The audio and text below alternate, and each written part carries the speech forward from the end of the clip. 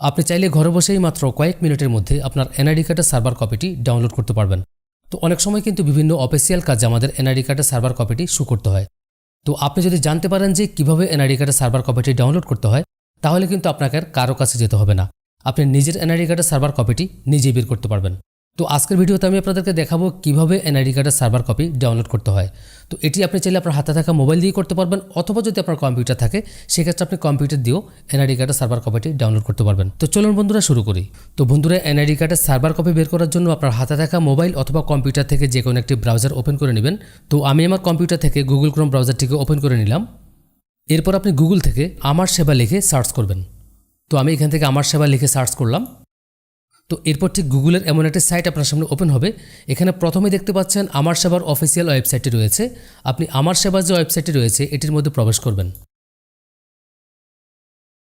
তো ওয়েবসাইটটিতে আসার পর ঠিক এরকম একটি ইন্টারফেস আপনার সামনে শো করবে।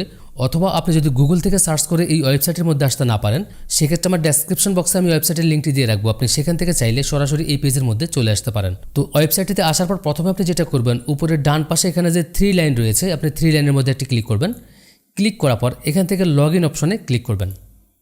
তো এরপর আপনি এখান থেকে যেটা করবেন, আপনার যদি এই ওয়েবসাইটের মধ্যে আগে থেকে রেজিস্টার করা থাকে সেক্ষেত্রে আপনার ইউজার নেম অথবা পাসওয়ার্ড দিয়ে আপনি লগ ইন করবেন। অথবা আপনার যদি এই ওয়েবসাইটের মধ্যে রেজিস্টার করা না থাকে সেক্ষেত্রে আপনি এখান থেকে রেজিস্ট্রেশন করুন এই অপশনের মধ্যে ক্লিক করবেন।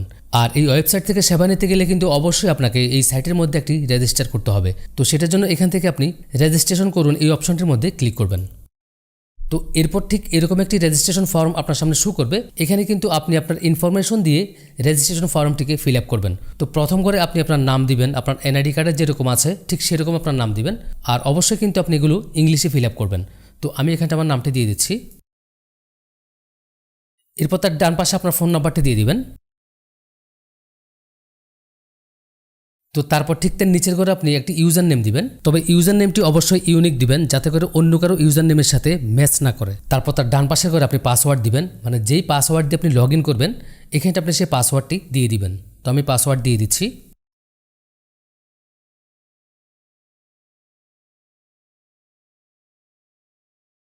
তো তারপর এই ঘরে আপনি কনফার্ম পাসওয়ার্ড দিয়ে দিবেন, মানে আপনি এখানটা যে পাসওয়ার্ডটি দিয়েছেন এখানটাও ঠিক একই পাসওয়ার্ড দিবেন।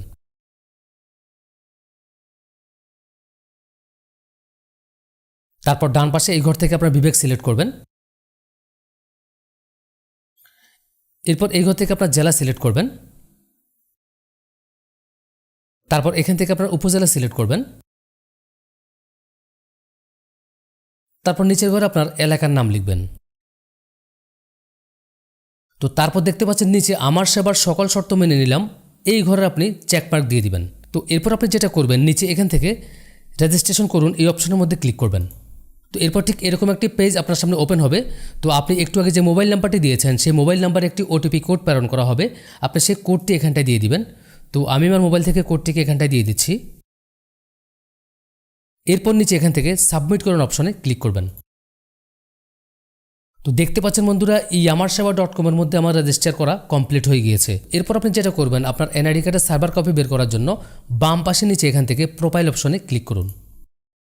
তো এরপর এখানটা কিন্তু আপনার নাম শো করবে এবং একটু আগে আপনি যেই নাম এবং ফোন নাম্বার দিয়েছেন সেগুলো কিন্তু এখানটা শো করবে। তো এরপর আপনি যেটা করবেন, উপরে এখান থেকে প্রোফাইল আপডেট এনআইডি এই অপশনের মধ্যে ক্লিক করবেন। ক্লিক করার পর এখানে আপনার এনআইডি নাম্বার লিখবেন এবং তার ডান পাশে আপনি জন্ম তারিখ লিখবেন। তো আমি এখানটা আমার এনআইডি নাম্বারটি দিয়ে দিচ্ছি।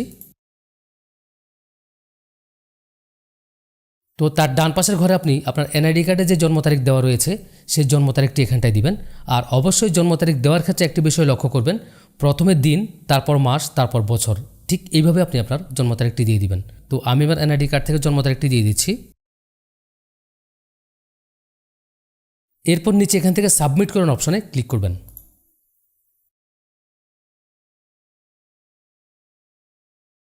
আর এখানটা দেখতে পাচ্ছেন আপনার এই এনআইডি কার্ডের সার্ভার কপিটি বের করার জন্য অবশ্যই কিন্তু আপনাকে 19 টাকা পেমেন্ট করতে হবে। তো এটি চাইলে আপনি আপনার নগদ অথবা বিকাশ থেকে করতে পারেন। তো আমি আমার বিকাশ অ্যাকাউন্ট থেকে 19 টাকা পেমেন্ট করব। তো সেই জন্য আমি বিকাশের মধ্যে ক্লিক করলাম। এখন একটি পেমেন্ট গেটওয়ে আপনার সামনে ওপেন হবে। এরপর আপনি এখানটা আপনার বিকাশ নাম্বারটি দিয়ে দিবেন, মানে যেই বিকাশ নাম্বার থেকে আপনি 19 টাকা পেমেন্ট করতে চাচ্ছেন সেই বিকাশ নাম্বারটি এখানটায় দিয়ে দিবেন। তো বিকাশ নাম্বারটি দেওয়ার পর আপনি নিচে এখান থেকে কনফার্ম অপশনে ক্লিক করবেন। তো এরপর আপনার মোবাইল নাম্বারে ভেরিফিকেশন করার জন্য একটি ওটিপি কোড পাঠানো হবে। আপনি আপনার মোবাইল SMS থেকে সেই ওটিপি কোডটি এখানটায় দিয়ে দিবেন। তো আমি এখানটা আমার কোডটি দিয়ে দিচ্ছি। কোডটি দেওয়ার পর আপনি নিচে এখান থেকে কনফার্ম অপশনে ক্লিক করবেন। তারপর এখানটায় আপনি আপনার বিকাশ অ্যাকাউন্টের পিন নাম্বারটি দিয়ে দিবেন। তো আমি এখানটা আমার বিকাশ অ্যাকাউন্টের পিন নাম্বারটি দিয়ে দিচ্ছি। এরপর আপনি নিচে এখান থেকে কনফার্ম অপশনে ক্লিক করবেন। দেখতে পাচ্ছেন বন্ধুরা, আমার কিন্তু NID সার্ভার কপিটি এখানটায় শো করছে। তো এরপর একটু নিচে আসলে আপনি প্রোফাইল প্রিন্ট নামে একটি অপশন পেয়ে যাবেন। আপনি প্রোফাইল প্রিন্ট NID এই অপশনের মধ্যে ক্লিক করবেন। দেখতে পাচ্ছেন বন্ধুরা, আমার NID সার্ভার কপিটি কিন্তু এখানটায় শো করছে। তো এখান থেকে আপনি প্রিন্ট করুন এই অপশনের মধ্যে ক্লিক করবেন। ক্লিক করার পর যদি আপনার প্রিন্টার থাকে সেক্ষেত্রে আপনি সরাসরি এখান থেকে প্রিন্ট করতে পারেন, অথবা যদি আপনার প্রিন্টার না থাকে সেক্ষেত্রে আপনি এটিকে ডাউনলোড করে রাখতে পারেন।